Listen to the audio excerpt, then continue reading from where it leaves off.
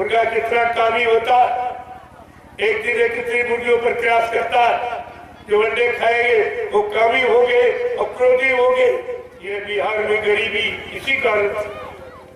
कहते सीताराम असम को इनको भी चाहिए 250 ग्राम, भाई प्रधानमंत्री शराब नहीं पीता, अरे चलो वो नहीं पीता है तो जानता शराब खराब कभी नहीं पीता, तो ये खराब जनता को क्यों पिला? चारों तरफ त्राईमान को राम बचाओ, लेकिन भारत कभी सुरक्षित।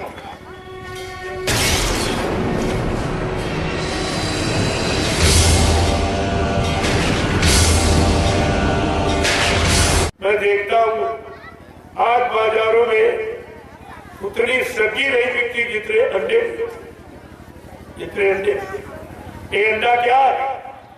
कभी पूछा आपने? ये अंडा मुर्गी का मासिक धर्म। अगर घर में पत्नी मासिक धर्म में हो तो उसके आम का भोजन नहीं किया। ये दोस्त ऐसे समय के लिए कबीर साहब ने जबरदस्त इशारा किया था। क्या कहा उन्होंने? नारी की छाई पड़े तो अंधे हुए भुजंग, कहो कबीर कैसे निभाए जो नित नारी के संग। उनका क्या? तो ये सब खिलाए, बड़े शौक से खाए, सुबह शाम, गर्मी बरसात जाड़ा कुछ नहीं। ये क्या है? मुर्गा कितना कामी होता, एक दिन कितनी मुर्गियों पर प्रयास करता, जो अंडे खाएंगे वो कामी होंगे और क्रोधी होंगे। फिर देश और समाज का उत्थान होगा कि पतन होगा? ये माँ बहन बेटियों की रक्षा होगी, इनके चरित्र को खत्म कर दिया जाएगा। कभी आपने विचार किया? न कोई नेता विचार कर रहा, न कोई महात्मा और न कोई बोल रहा इसके बारे में, कुछ नहीं। केवल मैं अकेला हिंदुस्तान में निकला हूं, कोई साथ देने के लिए तैयार नहीं। अगर 1 करोड़ जो साधु ये दाढ़ीवाल लाल पीले कपड़े पहले घूम रहे, अगर यही साथ में हो जाते तो तक काफी परिवर्तन हो जाता। लेकिन ये भी नहीं, क्योंकि ये भी सब वही कहते सीताराम असम को इनको भी चाहिए 250 ग्राम, इनको भी चाहिए। बगैर शराब के पूजा नहीं होती, बगैर शराब के इबादत नहीं होती, बगैर शराब के इनका भी कोई काम नहीं, और बगैर शराब के नेताओं का काम। भाषण तो शराब में, भोजन तो शराब में, यानी मतलब, और इनका भगत तो शराब में, और आए गए का सत्कार, ये सब सारा देश शराब शराबो। अब क्या बचा आपके? शराब जैसा खराब नशा हिंदुस्तान में कोई, जिससे तन खराब और मन खराब और धन खराब और इंद्रिया खराब, समाज खराब, परिवार खराब, क्या बचा आपके? ऐसा खान पान आपने अपनाया, जिससे बचा क्या है? ये बिहार में गरीबी इसी कारण। जितना पैदा करते थे तब शराब कबाब में 4 लाख बराबर, बेचारे गरीब के गरीब। जितने अच्छे लोग हैं, लोगों ने कहा भाई प्रधानमंत्री शराब नहीं पीता, अरे चलो वो नहीं पीता है तो जानता शराब खराब कभी नहीं पीता, तो ये खराब जनता को क्यों पिला? क्यों ठेके खुलवा? क्यों परमिट लाइसेंस दे रहा? अगर खराब है तभी वो इस्तेमाल नहीं करते। अगर ये खराब है तो भारत की जनता को इस खराबी से क्यों मतलब यानी शराबोर किया जा रहा? इस पर भारत की जनता को सोचना चाहिए कि आप जब नहीं पीते हो कि शराब खराब है, आप कोई सामान खराब, आप मुर्गा मीट नहीं खाते हो कि खराब है, तो फिर भारत की जनता के लिए एक खुले ऐलान क्यों किया जा रहा? इनको क्यों इसमें फांसा जा रहा? इनका जीवन क्यों यानी मतलब अशांत किया जा रहा? इनके परिवार बाल बच्चों को क्यों मतलब यानी गरीब किया जा रहा, बेरोजगार रखा जा रहा? यानी तो कम से कम देश समाज का विकास करना ये राजा का फर्ज है। तो स्वामी जी महाराज ने स्पष्ट शब्दों में लिखा है रामचरितमानस कि भगवान राम ने भी राजनीति की इसी भूमि पर, इसी भारत भूमि अयोध्या में राजनीति की और राजा बने। उनके राज्य में क्या रामचरित मानस क्या कहती कि जासुराज प्रिय प्रजा दुखारी असुर न पावा सैन्य के अधिकारी। क्या रामचरित मानस ही लोग नहीं पढ़ते? तो श्री राम की जय बोलते, श्री राम के नाम पर वोट लेते, और श्री रामचरित मानस क्या कहती इसको नहीं सुनते, इसको नहीं पता कि रामचरित मानस कह रही जिसके राज्य में प्रजा दुखी वो राजा नरक में जाता। क्या इनको इसकी चिंता नहीं? क्या ये नहीं पढ़ते क्या झूठ है? क्या रामचरित मानस झूठ है? तो साफ साफ कह रही जा सुराज प्रिय प्रजा दुखारी सुर नरक नरक अधिकारी। अवश्य निश्चित वो नरक में जाएगा, इसमें कोई दोहरा नहीं है, निश्चित जाएगा। क्या इनको नरक की चिंता नहीं? क्या ये रामचरित मानस को नहीं जानते, नहीं मानते? और क्या कह रहे रामचरित मानस?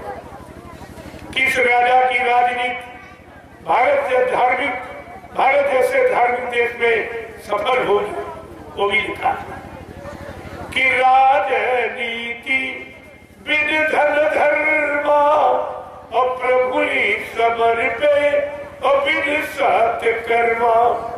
का राजनीति बिना धार्मिक यानी सच्चे ईमानदार त्यागी तपस्वी क्षेत्रवान शाकाहारी सदाचारी ब्रह्मचारी ऐसे लोगों से भारत की राजनीति चलाई जा सकती है। इतना साफ साफ लक्षण निकाल, ये लक्षण होना चाहिए। ये रामचरित मानस है, लेकिन प्रभु ही समर्पित, जो अपने आप को प्रभु के समर्पित करके राज चलाएगा, केवल अपने आप को सेवादार समझकर सेवक समझकर और प्रजा को पुत्रवत पालन करेगा, उस राजा की राजनीति भारत में सफल होगी। ये धार्मिक देश है। धर्म के लिए भगवान राम को रावण से लड़ाई लड़नी पड़ी, धर्म के लिए भगवान राम को कृष्ण को महाभारत करना पड़ा। ऐसे धर्म की स्थापना हंसी मजाक में नहीं हुई। कितने कुर्बान हो गए, कितने मारे गए, कितने घर वीरान हो गए, कितने यानी विधवाएं हो गई, अब तब ये धर्म की स्थापना हुई और आज वो भी खत्म। ऐसा राज्य आया सब न धर्म न धार्मिकता न कोई धार्मिक, ये सब आपको विचार करना। ये रामचरित मानस विश्व प्रसिद्ध ग्रंथ, सारे धर्म जैन, सारे देशों के लोग, सारे भाषाभाषी प्रांतों के देशों के लोग इसको मान्यता देते हैं, क्योंकि रामचरित मानस एक ऐसा ग्रंथ है जिसमें परिवार नीति और समाज नीति और देश विदेश नीति और सत्य नीति और न्याय नीति और प्रेम नीति, सुरक्षा नीति सब कुछ समाज में। ये सारी नीतियों का और सिद्धांतों का ये भंडार है, इसलिए विश्व प्रसिद्ध है।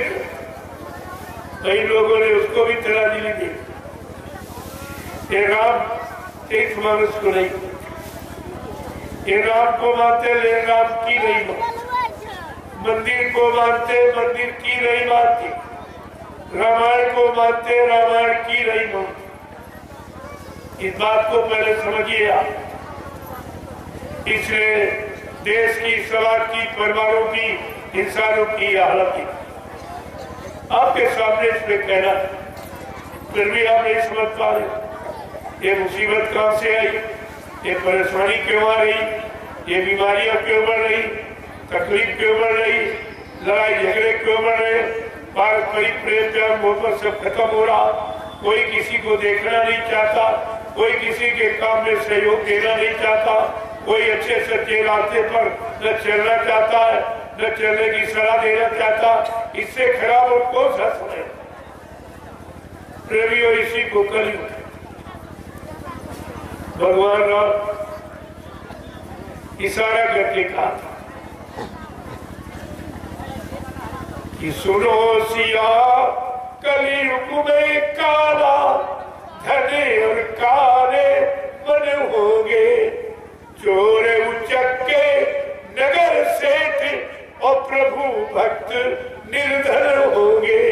ऐसा समझा सीता से कह रहे आगे कलयुग आ रहा, इस तरह का समाज, इस तरह का मानव, इस तरह के मानव के विचार, इस तरह के शासक राजा, ये सब का परिचय दिया।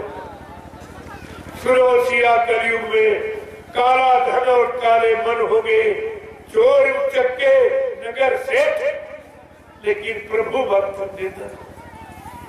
जो सच्चा ईमानदार है, भक्त है, वो मुश्किल से सूखी रोटी पाए।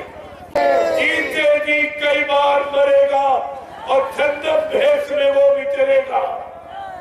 देश बचाने के लिए होगा एक आवाहन, युग परिवर्तन के लिए चले प्रबल तूफान। तीनों ओर से होगा हमला, देश के अंदर धोई घपला, सभी तरफ कोहराम मचेगा, कैसे हिंदुस्तान बचेगा। आज में भी वही हालत, चारों तरफ त्राईमान कोहराम मचा हुआ, लेकिन भारत अभी सुरक्षित। जब तक संत महापुरुषों की वाणी का प्रसारण वायुमंडल में होता रहेगा, तब तक भारत सुरक्षित रहेगा। अगर शाकाहारी बने रहते तो भारत जैसे धार्मिक मुल्क में कोई बीमारी आने वाली नहीं, कोरोना कुछ नहीं आता। लेकिन आपने पाश्चात्य देशों की नकल की, जो मांस मछली अंडे खाने वाले, अरे वो ठंड प्रदेश है, वहाँ ठीक है, उनको कुदरत ने ऐसी जगह जन्म ही दिया है, उनके ऐसे कर्म और संस्कार है जो ये सब भोग रहे। लेकिन तुम तो भारत भूमि पर पैदा हुए, जहाँ पर भगवान राम कृष्ण ने जन्म लिया, उसी भूमि पर आपको जन्म मिला है। चलो अपने लिए नहीं तो भगवान के लिए कम से कम आपको सोचना चाहिए, कोई ऐसा खान पान गंदा न करे जिससे कोई ऐसा गंदा कर्म न हो, नहीं हमारे भगवान पर कलंक लग जाएगा, भगवान की राजनीति बदनाम हो जाएगी। आपने भगवान के बारे में कुछ नहीं सोचा, सब मनमानी में जुट गए। अब पाश्चात्य देश की जो आपने नकल की है, अंडा मुर्गी ये सब, जो खान पान गंदा और पीना शराब पीना ये सब, ये पाश्चात्य देशों की नकल आपने की, और वही परेशानी तुम्हारे पास है। अगर नहीं मानोगे, वो बीमारी सफाई वाली तुम्हारे पास है। सारे देश को साफ करके कुछ नहीं बचेगा, जो बचेगा वो निर्विचार, जहां सबके लिए जमीन तैयार की जाए। जब ये दुनिया में हाहाकार मचेगा, त्राईमान मचेगा, ये सब लोग भगेंगे, तो कुदरत के यानी साफ हो जाएंगे उसमें। जो बचे खुचे, जो अहंकारी है, वो तो साफ, वो मरेंगे नहीं, वो साफ हो जाएंगे। और जो बचे खुचे लोग वो भारत में मिल जाए। फिर आपको सुख शांति की तलाश के लिए, परमात्मा की प्राप्ति के लिए नैमिषारण्य में आना पड़ेगा। इसलिए वहां पहले से आपके लिए जमीन तैयार की जा रही है, उसी में आपकी ये गाड़ी कमाई लगानी चाहिए, तो आपको भी उसका लाभ मिल जाएगा। क्योंकि भूमि सेवा ये कभी खत्म नहीं, कोई चुरा नहीं सकता, अग्नि जला नहीं सकती, ये जब तक रहेगी तब तक आपकी सेवा बरकरार रहेगी। और जब तक लोग वहाँ आते जाते रहेंगे, उनको जो लाभ मिलेगा वो लाभ का बेनिफिट तुम्हारे खाते में आएगा, क्योंकि वहाँ की व्यवस्था आपकी गाड़ी कमाई से बनी। ये सब बातें आपको ध्यान में रखना चाहिए। जय